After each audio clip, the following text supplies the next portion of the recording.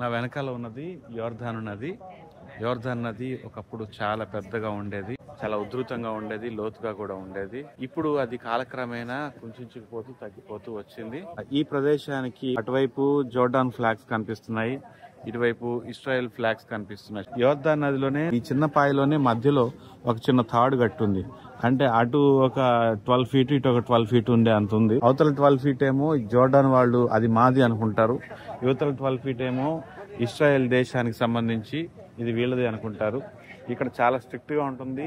యువతల నుంచి ఎంటర్ అయ్యేటటువంటి వాళ్ళు ఆ తాడు దాటి అవతల నుంచి వెళ్ళడానికి వీల్లేదు, అవతల నుంచి వచ్చే వాళ్ళు ఆ తాడు దాటి యువతలకు వెళ్ళడానికి వీల్లేదు. అక్కడ చూస్తే జోర్డాన్ ఆర్మీ వాళ్ళు ఉన్నారు, ఇక్కడ చూస్తే ఇస్రాయెల్ ఆర్మీ వాళ్ళు ఉన్నారు. అన్ని ప్రశాంతంగా ఉన్నాయి. ఈ ప్రదేశానికి ఉన్నటువంటి సిగ్నిఫికెన్స్ ఏంటో మీ అందరికీ బాగా తెలుసు. ఇక్కడ యేసుక్రీస్తు ప్రభువు బాప్తిస్మము పొందినటువంటి స్థలము, అంతేకాకుండా ఏలియా ఆరోహణం అయిపోయినటువంటి ప్రాంతం కూడా ఇదే. అదే విధంగా యెహోషువ నాయకత్వంలో ఇశ్రాయేలీయులందరూ వాగ్దాన భూమిలోనికి అడుగుపెట్టినటువంటి మొట్టమొదటి స్థలం. దీనికి కొద్ది దూరంలోనే యెరికో ఉంది. యెరికో పట్టణానికి కూడా నెక్స్ట్ మనం వెళ్ళబోతున్నాం.